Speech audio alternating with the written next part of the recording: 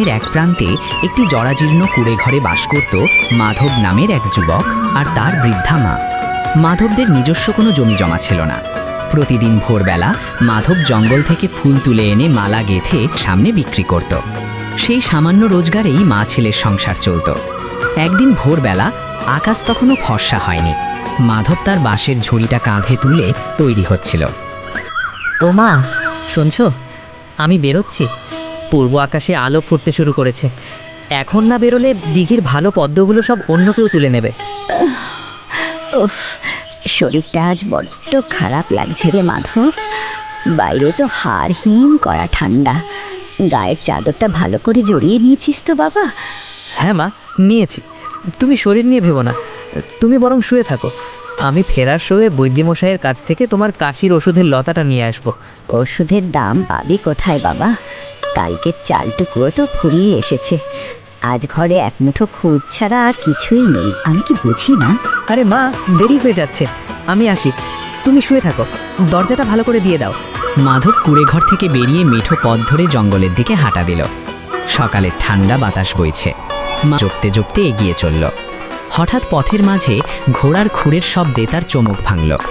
সামনে তাকিয়ে দেখল গ্রামের জমিদার এবং কৃপণ মহাজন গদাধর শেঠ প্রাতভ্রমণে বেরিয়েছেন। মাধব তাকে দেখে রাস্তার একপাশে সরে দাঁড়ালো।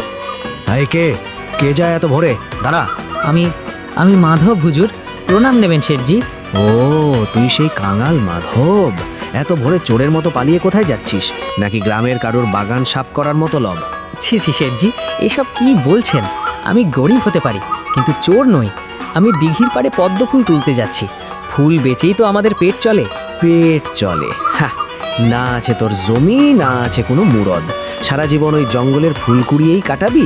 আমার দিকে তাকা, আমার গোয়াল ভরা গরু আর গোলা ভরা ধান, একেই বলে কপাল। শেঠজি, দেখেছেন, আমি তাতেই খুশি।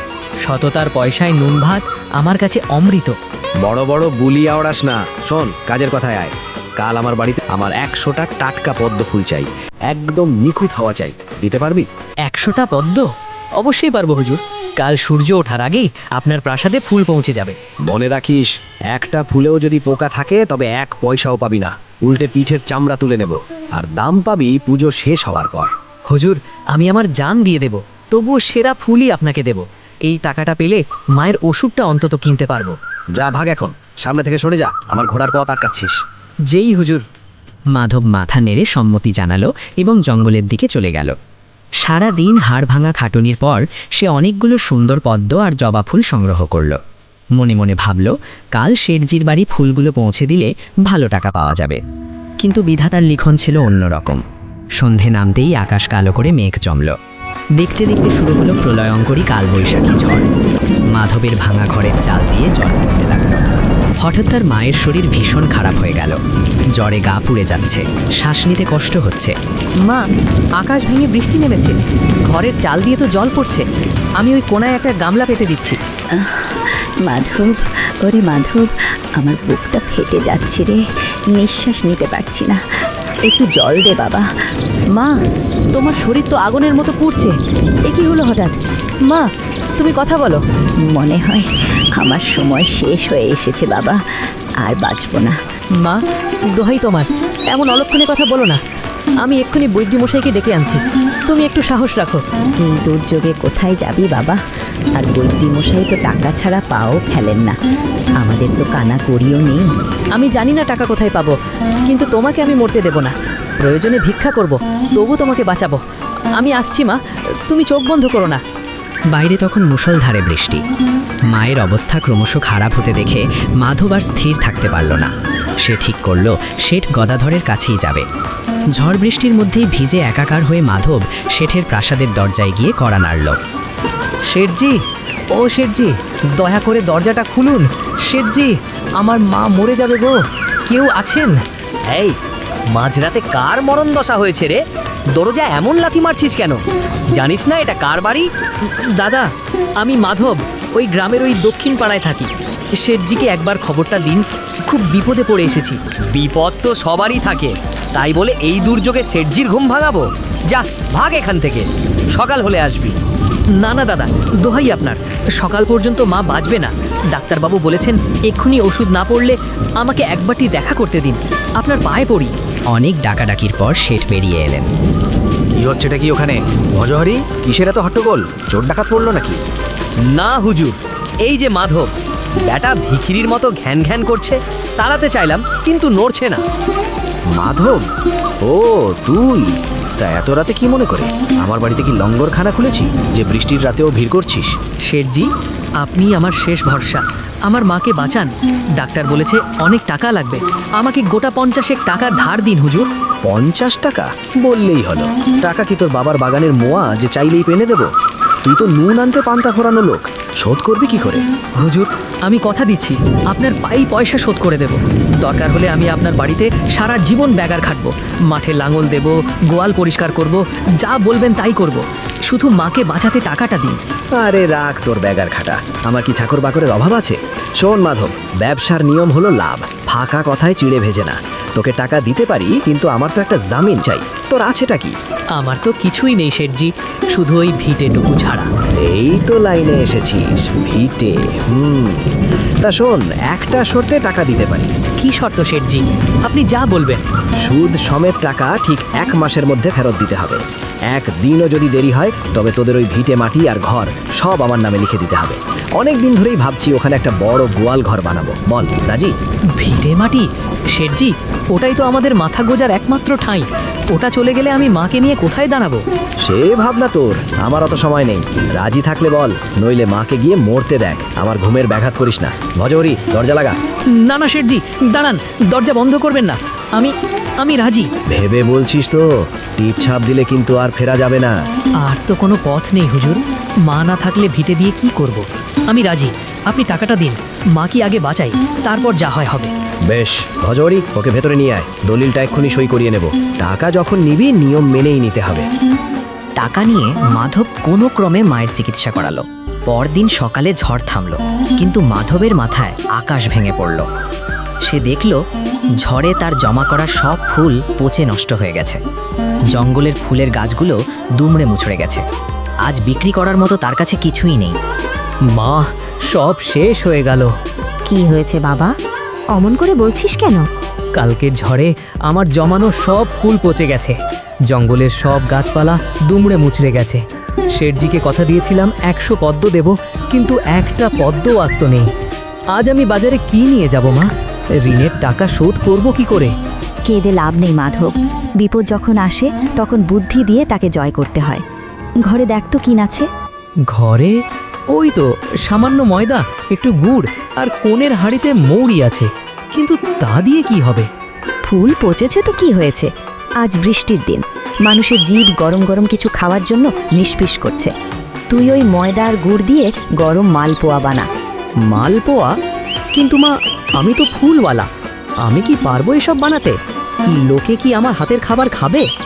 ভক্তি আর পরিচ্ছন্নতা থাকলে সবই সম্ভব। আমি তোকে বলে দিচ্ছি, তুই উনুনটা ধরা। আজ থেকে আমরা ফুলের বদলে প্রসাদ বেচবো। মনে সাহস রাখ বাবা। মায়ের কথায় সাহস পেয়ে মাধব মালপোয়া তৈরি করে ঝুড়িতে সাজিয়ে বাজারে নিয়ে গেল। বাজারের এক কোণে সে তার ছোট্ট দোকান সাজালো। ঠিক তার উল্টো দিকেই ছিল গ্রামের সবচেয়ে বড় মিষ্টির দোকান, যার মালিক ভোজু ময়রা। ভোজু ছিল অত্যন্ত অহংকারী এবং বদমেজাজি। মাধবকে মালপোয়া নিয়ে বসতে দেখে সে হো হো করে হেসে উঠল। গরম মালপোয়া, বাড়ির তৈরি টাটকা মালপোয়া, বাবুরা একবার খেয়ে দেখুন।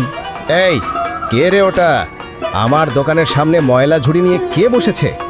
আজ্ঞে কর্তা, ও তো মাধব, সেই ফুলওয়ালা। আজ ফুল নেই তাই পিঠে বেচতে এসেছে। ফুলওয়ালা হয়েছে ময়রা? ওরে মাধব, তুই কি পাগল হয়েছিস? আমার দোকানের রাজভোগ আর রসগোল্লা ছেড়ে লোকে তোর ওই পোড়া পিঠে খাবে? ভোজু দাদা, আমি গরিব মানুষ, পেটের দায়ে বসেছি। আপনার তো নাম ডাক আছে, আমার এইটুকু বিক্রিতে আপনার কি ক্ষতি হবে? চুপ কর, আমার দোকানের সামনে মাছি ভন ভন করছে তোর জন্য। ওই কে আছিস? ওর ঝুড়িটা লাথি মেরে নর্দমায় ফেলে দে তো। চলো ভাই, ভোজুর দোকানেই যাই। ওই মাধবটা নোংরা, ওর মালপোয়া খেলে নির্ঘাত পেট ছাড়বে। ঠিক বলেছ, ভোজু হলো বনেদি ময়রা, আর এ হলো কালকের ছোকরা। চলো চলো। হে গোবিন্দ, তুমি কি আমাকে অপমানিত হওয়ার জন্যই এখানে আনলে? একটা মালপোয়াও বিক্রি হলো না। মায়ের ওষুধ কিনবো কি করে? ভজুর ভয়ে বাজারের কেউ মাধবের মালপোয়া কিনল না। সবাই তাকে দেখে হাসাহাসি করতে লাগলো। বেলা গড়িয়ে দুপুর হলো। মাধব ক্ষুধায় ও অপমানে কাতর হয়ে বসে রইল। এমন সময় এক জরাজীর্ণ চেহারার বৃদ্ধ সন্ন্যাসী লাঠি ঠুকঠুক করতে করতে ভজুর দোকানের সামনে এসে দাঁড়ালেন। বাবা, ও বাবা দোকানদার, বড় খিদে পেয়েছে, দয়া করে দুটো মিষ্টি খেতে দেবে? কাল থেকে পেটে দানা পড়েনি। মর, সকাল সকাল ভিখারি এসে জুটলো। পয়সা আছে নাকি মাগনা খেতে এসেছিস? বাবা, পয়সা তো নেই, কিন্তু বড় তৃষ্ণা পেয়েছে, একটু জল অন্তত দাও। জল কি আমার বাপের পুকুরের? ভাগ এখান থেকে, যত সব অলক্ষণে কারবার, দূর হ। বাবা সামলে, আপনি ঠিক আছেন তো? ছি ছি ভোজ দাদা, এটা কি করলেন? বড় খিদে বাবা, শরীরটা আর চলছে না। আপনি আসুন বাবা, আমার এই চাটাইতে বসুন। আমার কাছে দামি সন্দেশ নেই, তবে বাড়ির তৈরি মালপোয়া আছে। আপনি যদি দয়া করে খান, আমি ধন্য হব। মাধব নিজের হাতে সন্ন্যাসীকে মালপোয়া আর জল খাওয়ালো। সন্ন্যাসী তৃপ্তি ভরে খেলেন। খাওয়ার পর তার মুখমণ্ডল এক অদ্ভুত উজ্জ্বল জ্যোতিতে ভরে উঠল। তিনি বুঝতে পারলেন এই খাবারে শুধু স্বাদ নয়, ভক্তি মিশে আছে। আহ, কি অপূর্ব স্বাদ! এ তো সাধারণ খাবার নয় বাবা, এতে তোর মায়ের ভালোবাসা আর তোর ভক্তি মিশে আছে। আমার প্রাণ জুড়িয়ে গেল। বাবা, আপনি খুশি হয়েছেন, এটাই আমার পরম পাওয়া। আমার মালপোয়া তো কেউ কিনছে না, আপনি খেলেন, তাতেই আমার আজকের বিক্রি সার্থক হলো। তুই আমাকে ভক্তি দিয়েছিস, আমিও তোকে কিছু দেব। এই নে, এটা কি বাবা? এটা হলো দিব্য কেশর। আজ থেকে যখনই মালপোয়া বানাবি, এর এক চিমটে মশলায় মিশিয়ে দিবি। এর গন্ধে জগৎ মোহিত হবে, লক্ষ্মী তোর ঘরে বাধা পড়বে।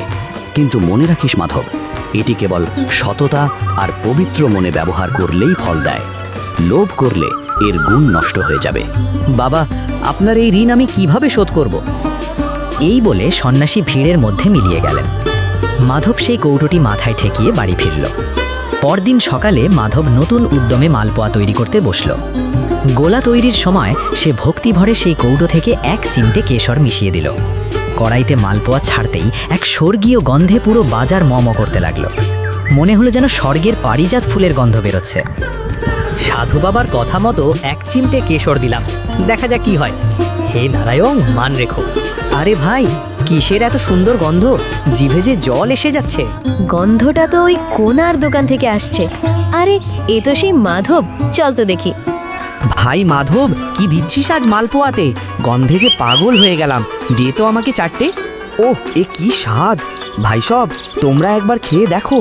ভজুর দোকানের মিষ্টি এর কাছে জল ভাত, এই যেন স্বর্গের অমৃত। আমাকে 10টা দে, আমাকে 20টা। মাধব ভাই, আমার আগে, আমার আগে। আমাকে 10টা দে, আমাকে 10টা দে। 20টা, আমাকে মাধব ভাই, 20টা। আমার আগে। মাধব ভাই, আমার আগে। এ কি ভেলকি! কাল যে ছেলের ঝুড়ি লাথি মেরে ফেলে দিলাম, আজ তার দোকানে এত ভিড়, আর আমার দোকান ফাঁকা। নিশ্চয়ই কোনো কালো জাদু করেছে। মিনিটের মধ্যে মাধবের দোকানের সামনে ভিড় জমে গেল। যে একবার খেলো সে পাগল হয়ে গেল। মাধবের মালপোয়া কেনার জন্য কাড়াকাড়ি পড়ে গেল। দেখতে দেখতে মাধবের সব মালপোয়া বিক্রি হয়ে গেল। দুপুরের আগেই তার ঝুড়ি খালি। মাধবের ভাগ্য বদলে গেল। সে গদাধর শেঠের সমস্ত ঋণ শোধ করে দিল এবং নিজের ভিটে মাটি ফিরে পেল। শেঠজি, এই নিন, আপনার আসল এবং সুদের পাই পয়সা সব এর মধ্যে আছে, গুনে নিন। কি? এক মাসে তুই এত টাকা জোগাড় করলি? তুই কি ডাকাতি করেছিস মাধব? না শেঠজি, ডাকাতি করে নয়, মালপোয়া বেচেই টাকা আয় করেছি। ভগবানের দয়ায় আর আমার মায়ের আশীর্বাদে আমার ব্যবসা এখন ভালো চলছে। ভাগ্য ভালো তোর। ভেবেছিলাম তোর ভিটেটা দখল করব। যা, ঋণ শোধ হলো। কিন্তু বেশি উড়িস না, মাটিতে পা রেখে চলিস। আপনার উপদেশ মনে রাখবো শেঠজি। সততা থাকলে মাটিতে পা রেখেই আকাশ ছোঁয়া যায়। আসি। ওদিকে ভজু ময়রার দোকানে মাছি ভনভন করতে লাগলো। তার হিংসা আর ধরে না। সে বুঝতে পারল মাধবের সাফল্যের পেছনে নিশ্চয়ই ওই সন্ন্যাসীর দেওয়া কৌটোর রহস্য আছে। এক অমাবস্যার রাতে ভজু কালো চাদর মুড়ি দিয়ে চুপি চুপি মাধবের ঘরে ঢুকল। ও, তাহলে এই ব্যাপার। রোজ রাতে মাধব ওই ছোট্ট কৌটোটা বের করে আর মালপোয়ার মশলায় মেশায়। ওই কৌটোতেই আসল জাদু আছে। ওটা যদি আমি পেয়ে যাই, তবে আবার আমিই হব এই বাজারের রাজা। সবাই যখন গভীর ঘুমে, ভজু সেই জাদুকরি কেশরের কৌটোটি চুরি করে নিয়ে পালালো। পেয়েছি! কাল থেকে মাধবের খেলা শেষ। এবার দেখব কে কার মালপোয়া খায়। পরদিন সকালে মাধব কৌটো না পেয়ে কান্নায় ভেঙে পড়ল। অন্যদিকে ভোজু মহাখুশি। সে তার দোকানের বিশাল কড়াইতে দুধ জাল দিচ্ছিল। সে ভাবল, এক চিমটেতে যদি এত কাজ হয় তবে পুরো কৌটো ঢেলে দিলে তো তার মিষ্টির গন্ধে রাজা পর্যন্ত ছুটে আসবে। লোভে পড়ে ভোজু পুরো কৌটোর কেশর ফুটন্ত দুধে ঢেলে দিল। মাধব এক চিমটে দিত, আমি আজ পুরো কৌটো ঢেলে দেব, গন্ধে খদ্দেরেরা পাগল হয়ে ছুটে আসবে। কিন্তু হায়, কেশর মেশানোর পর মিষ্টি থেকে সুগন্ধের বদলে পচা নর্দমার মতো দুর্গন্ধ বেরোতে শুরু করলো। দুধগুলো কালো কুচকুচে হয়ে গেল। এ কি, এমন পচা গন্ধ কেন বেরোচ্ছে? যাকগে, খদ্দেরেরা হয়তো বুঝতে পারবে না, এটাই হয়তো বিশেষ সুগন্ধ। খদ্দেররা ভিড় করে এলো। ভোজুদা, আজ কি বানিয়েছো দাও তো দেখি। খদ্দের মুখে দিয়েই থুথু করে ফেলে দিল। ছি ছি, এটা কি খাইয়েছো ভোজু? এ তো বিষ, তেতো আর মুখে দেওয়া যাচ্ছে না। তুই কি আমাদের মারার মতলব করেছিস? পচা মিষ্টি খাওয়াচ্ছিস? মার ওকে, মার! মুহূর্তের মধ্যে হুলস্থুল পড়ে গেল। ক্ষিপ্ত জনতা ভোজুর দোকানে চড়াও হলো। কেউ পাথর ছুড়ল, কেউ মিষ্টির হাড়ি ভেঙে দিল। ধস্তাধস্তির মধ্যে ভোজুর কড়াই উল্টে গিয়ে দোকানে আগুন ধরে গেল। দাউ দাউ করে জ্বলতে লাগলো ভোজুর অহংকারের প্রাসাদ। ভোজু কোনো মতে প্রাণ বাঁচিয়ে রাস্তায় বেরিয়ে এলো। তার দোকান, তার সব পুঁজি চোখের সামনে ছাই হয়ে গেল। বাঁচাও, আমার দোকান জ্বলে গেল, হায় হায়, আমার সব শেষ হয়ে গেল। আগুন নেভানোর পর ভোজু ছাই হয়ে যাওয়া দোকানের সামনে বসে কাঁদছে। মাধব সেখানে এলো। ভোজু তখন বুঝতে পারল এটা সাধারণ কেশর ছিল না, এটা ছিল সততার পরীক্ষা। সে দৌড়ে মাধবের কাছে এসে পায়ে পড়ল। মাধব, আমাকে ক্ষমা কর ভাই, আমি তোর কৌটো চুরি করেছিলাম, কিন্তু ওটা আমার হাতে বিষ হয়ে গেল কেন ভাই, কেন? দাদা উঠুন, সাধু বাবা বলেছিলেন এই জাদু শুধু সৎ মনে কাজ করে, লোভে পাপ আর পাপে মৃত্যু। আপনি অন্যের ক্ষতি করতে চেয়েছিলেন, তাই আপনার নিজের সর্বনাশ হলো। আমি বুঝতে পেরেছি মাধব, আমি বড় শিক্ষা পেয়েছি, আর কোনোদিন আমি অসৎ পথে যাব না, তুই আমাকে মাফ করে দে। আমি আপনাকে ক্ষমা করলাম দাদা। আসুন আমরা সবাই মিলে নতুন করে শুরু করি, সততাই ব্যবসার আসল মূলধন। সেদিন থেকে ভোজু পুরোপুরি বদলে গেল। সে মাধবের কাছে ক্ষমা চেয়ে সৎ পথে পরিশ্রম করতে লাগলো। গপ্পটা ভালো লাগলে তোমার বন্ধুদেরও দেখিও কিন্তু। আর এমনই আরও গপ্প দেখতে চাইলে আমাদের চ্যানেলটা সাবস্ক্রাইব করে দিও। টাটা। আব্দুল্লাহ, তুমি আমার রং পেন্সিল নিয়েছো? না আয়েশা, আমি কেন তোমার রং পেন্সিল নেব? দেখো আব্দুল্লাহ, আমাকে মিথ্যা বলো না, আমি জানি তুমি নিয়েছো। আমাকে দয়া করে আমার রং পেন্সিল ফেরত দাও, আমি পড়তে বসবো। আমি বললাম তো আমি তোমার রং পেন্সিল নেইনি। কি হয়েছে তোমাদের? এভাবে চেঁচামেচি করছো কেন? আমি জান, দেখুন না, আমি এখানে রং পেন্সিল রেখেছিলাম, সেটা এখন খুঁজে পাচ্ছি না। আমি জানি রং পেন্সিল আব্দুল্লাহ নিয়েছে, কিন্তু ও এখন আমাকে মিথ্যা বলছে যে ও রং পেন্সিল নেয়নি। আব্দুল্লাহ, তুমি ওর রং পেন্সিল নিয়েছো? না আমি জান, আমি ওর রং পেন্সিল নেইনি। আমি কেন ওর রং পেন্সিল নেব? ও হয়তো মাদ্রাসায় ফেলে এসেছে। আচ্ছা, আমি খুঁজে দেখছি। এ কি আব্দুল্লাহ, রং পেন্সিল তো তোমার ব্যাগে। মানে আমি জান, আমি হয়তো ভুলে ব্যাগে রেখেছিলাম, আমার মনে ছিল না। আব্দুল্লাহ, তুমি খুব মিথ্যা কথা বলো। আজ মাদ্রাসায় পেট ব্যথার বাহানা করে আগেই বাড়িতে চলে এসেছো, আর এখন আমার রং পেন্সিল নিয়েছো। কিন্তু আব্দুল্লাহ, তুমি তো বলেছিলে আজ তোমাদের শ্রেণীর সবার ছুটি হয়ে গেছে।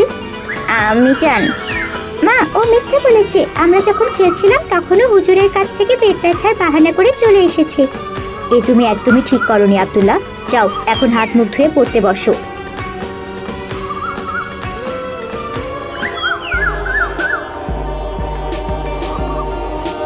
কি আব্দুল্লাহ, তুমি পড়ছো না কেন? আমি যেন আমাদেরকে পড়তে বললো তো। তুমি পড়ো, সারাদিন পড়াশোনা আর ভালো লাগে না। আব্দুল্লাহ, আয়েশা, আজান দিয়েছে, আগে তোমরা নামাজ আদায় করো। জি আম্মি চান। আব্দুল্লাহ, তুমিও যাও, ওযু করে মসজিদে গিয়ে নামাজ আদায় করো। ও আচ্ছা আচ্ছা, ঠিক আছে, আমি যাচ্ছি।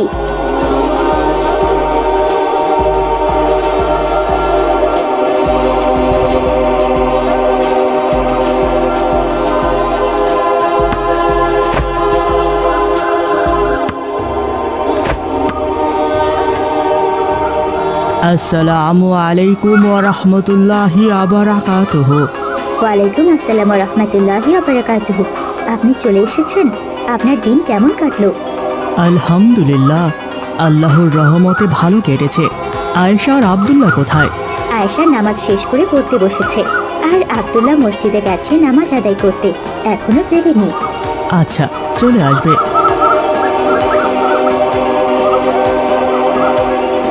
আব্দুল্লাহ কি মসজিদে নামাজ আদায় করতে গিয়েছিলে? আসসালামু আলাইকুম আব্বুজান। জি আব্বুজান, আমি মসজিদে নামাজ আদায় করতে গিয়েছিলাম এবং নামাজ আদায় করে চলে এসেছি। আচ্ছা, খুব ভালো। যাও, এখন পড়তে বসো। আব্দুল্লাহ, আয়েশা, চলো আজকে তোমাদেরকে কটা সুন্দর গল্প শোনাই, তারপর খাবার খাই, কি বলো? এ তো অনেক ভালো আব্বুজান, আপনি গল্প বলুন। জি আব্বুজান, আমরা গল্প শুনবো। এক গ্রামে থাকতো আবু সাইদ নামে একটি ছেলে, কিন্তু তার একটা খুব বাজে অভ্যাস ছিল, আর তা হচ্ছে মিথ্যে কথা বলা। আবু সাইদ সব সময় যে কোনো বিষয়ে মিথ্যে কথা বলতো। বাবা, আবু সাইদ তোমার পরীক্ষার ফলাফল দিয়েছে? না বাবা, এখনো দেয়নি। আচ্ছা, তাড়াতাড়ি খাওয়া শেষ করো, আমি তোমাকে মাদ্রাসায় পৌঁছে দিয়ে কাজে যাব। আল্লাহ, আমার পেটে প্রচন্ড ব্যথা হচ্ছে আব্বুজান, আমি মনে হচ্ছে আজ মাদ্রাসায় যেতে পারবো না। সে কি, এতক্ষণ তো ঠিক ছিল, হঠাৎ পেট ব্যথা শুরু হলো? আমি জানি না আব্বুজান, প্রচন্ড ব্যথা করছে।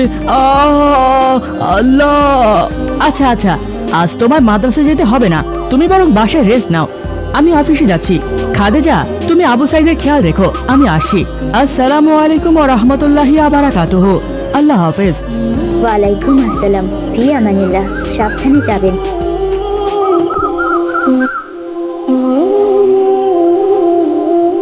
এটি আবু সাইদ, তুমি কোথায় যাচ্ছ এখন? আমি বাহিরে খেলতে যাচ্ছি আম্মিজান। তুমি যে বললে তোমার পেটে ব্যথা, আর তাই তুমি মাদ্রাসায় যেতে পারবে না, কিন্তু এখন তুমি খেলতে যাচ্ছ। আমি তো আব্বুজানকে মিথ্যে কথা বলেছি, আজ আমার মাদ্রাসায় যেতে ইচ্ছে করছিল না, তাই। এইটা বললে আব্বুজান বকা দিত, তাই। আবু সাইদ, তুমি একদম ঠিক করনি, কারণ তুমি সবসময় এভাবে মিথ্যে কথা বলো। তুমি জানো মিথ্যে কথা বলা কতটা অন্যায়? আমি খেলতে গেলাম আম্মিজান, আসসালামু আলাইকুম। হে আল্লাহ, তুমি এই ছেলেকে হেদায়েত দান করো।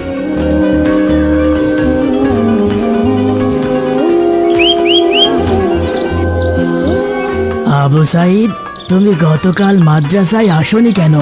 হুজুর, আমি পা পিছলে পড়ে গিয়ে পায়ে খুব ব্যথা পেয়েছিলাম, তাই আসতে পারিনি।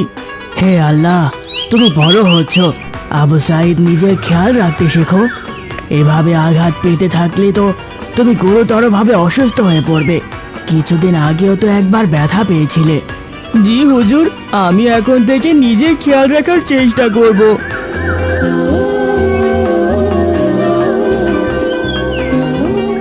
আবু সাইদ, তুমি তো ঠিকভাবে হেঁটে যাচ্ছ, আর কালকে বিকেলে তো তুমি আর আমি একই সাথে খেললাম, তুমি কখন ব্যথা পেলে? আরে দূর, আমি তো কোনো ব্যথাই পাইনি, আমি তো হুজুরকে এমনিতেই মিথ্যে বলেছিলাম।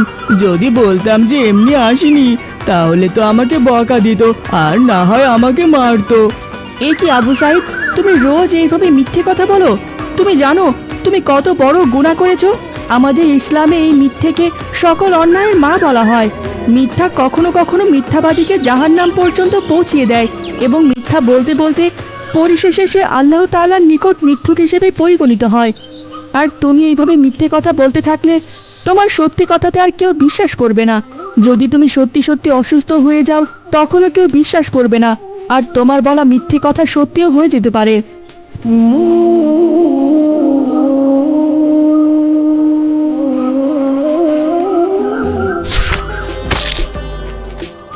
আল্লাহ, আমার পা মনে হচ্ছে ভেঙে গেল। ব্যথা পেয়েছি আমি অনেক। ইমরান, আমাকে সাহায্য করো দয়া করে। দেখেছো, আমি বলেছিলাম। আমি আর কখনো মিথ্যে কথা বলবো না। আল্লাহ, তুমি আমাকে মাফ করে দাও, আমি আমার ভুল বুঝতে পেরেছি। তোমরা কি জানো মিথ্যা বলা কবিরা গুনাহ, আখিরাতে এর জন্য কঠিন শাস্তি পেতে হবে। আব্বুজান জানেন, আব্দুল্লাহ সবসময় মিথ্যে কথা বলে। হ্যাঁ মা আয়েশা, আমি সব জানি। আজ যা যা ঘটেছে তোমার আম্মিজান আমাকে সব বলেছে। রং পেন্সিল লুকিয়ে রাখা আর মসজিদে নামাজের কথা বলে বাহিরে খেলেছিলে কেন আব্দুল্লাহ? আমি দুঃখিত আব্বুজান, আমি জানতাম না মিথ্যে কথা বললে তো গুনাহ হয়। আমি তো শুধু দুষ্টুমি করেই মিথ্যা বলতাম। আমি আর কখনো মিথ্যা কথা বলবো না। আমি আল্লাহর কাছে ক্ষমা চাচ্ছি, আর এতদিন যত মিথ্যা কথা বলেছি সব কিছুর জন্য তওবা করছি। মাশাআল্লাহ আব্দুল্লাহ, তুমি সব সময় মনে রাখবে মিথ্যা বলে কিছু পাওয়া থেকে সত্যি বলে হারানো অনেক ভালো।